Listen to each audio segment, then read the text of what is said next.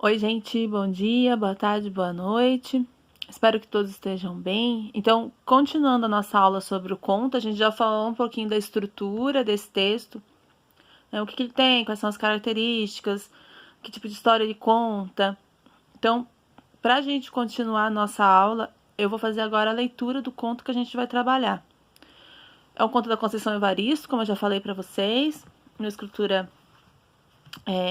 brasileira, né, que produz literatura contemporânea. Ela está escrevendo, ela escreve nesse momento, afro-brasileira, então vai ter sempre muito das questões do povo preto, ancestralidade, a questão do racismo, do preconceito e de várias características que são muito próprias, né, desse tipo de literatura, que a gente depois pode aprofundar, não só com o texto da Conceição, mas também de outros escritores. Então, o conto tá nesse livro aqui, que eu deixei disponível para vocês também, que é o Olhos d'Água. É um livro dela super indicado, né, pelo Plano Nacional do Livro. Foi indicado também pela Secretaria de Políticas Públicas de Promoção de Igualdade Racial, quando ela existia. Então, ele chegou a ser largamente divulgado, distribuído nas escolas. Então, é um livro super recomendado, tá? O conto que eu vou ler, que a gente vai trabalhar, ele, se eu não me engano, ele tá na página 119 do PDF que eu deixei disponível ali para vocês. 119 ou 121, porque varia, né, com as versões. Então, o bacana agora é que vocês abram o PDF, se puderem, né, se tiver como, e acompanhe a leitura junto comigo, porque daí é bacana, né, para vocês já irem se familiarizando com as palavras. Ela usa algumas expressões que são muito próprias dela, então fica mais fácil. Se não puder, escuta e depois acessa o conto, até porque vocês vão precisar para responder as atividades, tá? O conto se chama Aiolua, a alegria do nosso povo. Quando a menina Aiolua, a alegria do nosso povo, nasceu, foi em boa hora para todos. Há muito em que nossa vida tudo pitimbava. Os nossos dias passavam como um café sambango, ralo, frio e sem gosto. Cada dia era um sem quê nem porquê, e nós ali amolecidos, sem substância alguma para aprumar nosso corpo. Repito, tudo era uma pitimba só, escassez de tudo, até a natureza minguava e nos confundia. Ora parecia um sol desensolarado e que mais se assemelhava a uma bola murcha lá na nascente. Um frio interior nos possuía então, e nós mal enfrentávamos o dia sob a nula ação da estrela desfeita. Ora gotejava uma chuva de pinguitos tão ralos e escassos que mal molhava as pontas dos nossos dedos. E então deu de faltar tudo. Mãos para o trabalho, alimentos, água, matéria para os nossos pensamentos e sonhos, palavras para as nossas bocas, cantos para as nossas vozes, movimento, dança, desejos para os nossos corpos. Os mais velhos, acumulados de tanto sofrimento, olhavam para trás e do passado nada reconheciam no presente. Suas lutas, seu fazer e saber, tudo parecia ter se perdido no tempo. O que fizeram então? Deram de clamar pela morte. E a todo instante eles partiam. E com a tristeza da falta de lugar em um mundo em que eles não se reconheciam e nem reconheciam mais, muitos se foram. Dentre eles, me lembro do vô Moio, o que trazia boa saúde, do tio Mazude, o afortunado, o velho Abede, o homem abençoado e outros. Todos estavam enfraquecidos e esquecidos da força que traziam no significado de seus próprios nomes. As velhas mulheres também, elas que sempre inventavam formas de enfrentar e vencer a dor, não acreditavam mais na eficácia delas próprias.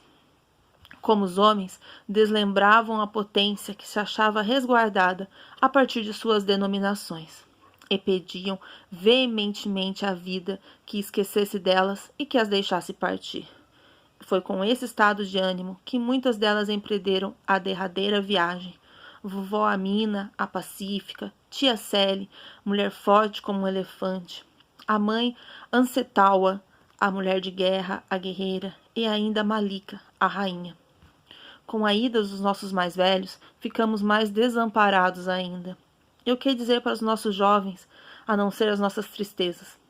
E até eles, os moços, começaram a se acafuar dentro deles mesmos e se tornarem infelizes.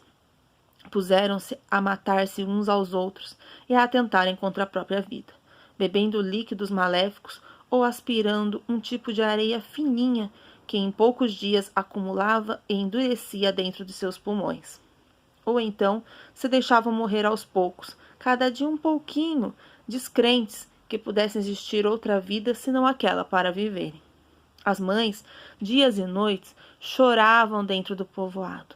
As visões dos corpos jovens dilacerados era a paisagem maior e corriqueira diante dos nossos olhos. O milagre da vida deixou de acontecer também. Nenhuma criança nascia, e sem a chegada dos pequenos tudo piorou. As velhas parteiras do povoado, cansadas de esperar por novos nascimentos, sem função, haviam desistido igualmente de viver. Tinham percebido na escassez dos partos que suas mãos não tinham mais serventia para parar a vida. Nenhuma família mais festejava a esperança que renascia no surgimento da prole. As crianças foram esquecidas, ficando longe do coração dos grandes. E os pequenos, os que já existiam, como Mandisa, a doce, Kise, a que veio para ficar, Zola, a produtiva, Niame, o criador, Lutalo, o guerreiro, e Bewarine, o bem-vindo, e os bem novinhos, alguns sem palavras ainda na boca, só faziam chorar. Pranto em vão, já que os pais, entregues às próprias tristezas, desprezavam as de seus rebentos. O nosso povoado infértil morria à míngua, e mais a nossa vida passou a desesperançar. À noite, quando reuníamos em volta de uma fogueira mais de cinzas do que de fogo, a combustão maior vinha de nossos lamentos. E em uma dessas noites de macambúzia e a fala, de um estado tal de banzo, como se a dor nunca mais fosse se apartar de nós, uma mulher, a mais jovem da desfalcada roda, trouxe uma boa fala. Bamindele, a esperança, anunciou que ia ter um filho. A partir daquele momento, não houve quem não fosse fecundado pela esperança, dom que Bamindele trazia no sentido de seu nome. Toda a comunidade, mulheres, homens, os poucos velhos que ainda persistiam vivos, alguns mais jovens que escolheram não morrer, os pequenininhos que ainda não tinham sido contaminados totalmente pela tristeza, todos se engravidaram da criança nossa, do ser que ia chegar. E antes, muito antes de sabermos, a vida dele já estava escrita na linha circular do nosso tempo. Lá estava mais um da nossa descendência, sendo lançada à vida pelas mãos de nossos ancestrais. Ficamos plenos de esperança, mas não cegos diante de nossas dificuldades. Sabíamos que tínhamos várias questões a enfrentar. A maior era a nossa dificuldade interior de acreditar novamente no valor da vida. Mas sempre inventamos a nossa sobrevivência. Entre nós ainda estava a experiente Omolara, a que havia nascido no tempo certo, parteira que repetia com sucesso a história de seu próprio nascimento. Omolara havia se recusado a se deixar morrer. E no momento exato em que a vida milagrou no ventre de Bamindele, Omolara, aquela que tinha o dom de fazer vir as pessoas ao mundo, a conhecedora de todo o ritual do nascimento, acolheu a criança de Bamindele. Uma menina que buscava caminho em meio à correnteza das águas íntimas de sua mãe. E todas nós sentimos, no instante em que Aiolua nascia, todos nós sentíamos algo contorcer-se em nossos ventres, ou aos homens também. Ninguém se assustou. Sabíamos que estávamos parindo em nós mesmos uma nova vida. E foi bonito o primeiro choro daquela que veio para trazer a alegria do nosso povo. O seu inicial grito, comprovando que nascia viva, acordou todos nós. E a partir daí, tudo mudou. Tomamos novamente a vida com as nossas mãos. Aiolua, a alegria do nosso povo, continua entre nós. Ela veio não com a promessa da salvação, mas também não veio para morrer na cruz. Não digo que esse mundo desconcertado já se consertou, mas Aiolua, a alegria do nosso povo, e sua mãe, Bamindele, a esperança, continuam fermentando o pão nosso de cada dia. E quando a dor vem encostar-se em nós, enquanto um olho chora, o outro espia o tempo, procurando a solução. Então, esse é o conto da Conceição Evaristo que a gente vai trabalhar. Aiolu, a alegria do nosso povo. E, assim, falando brevemente dele, porque o ideal é que vocês participem da aula e a gente faça discussões em grupo.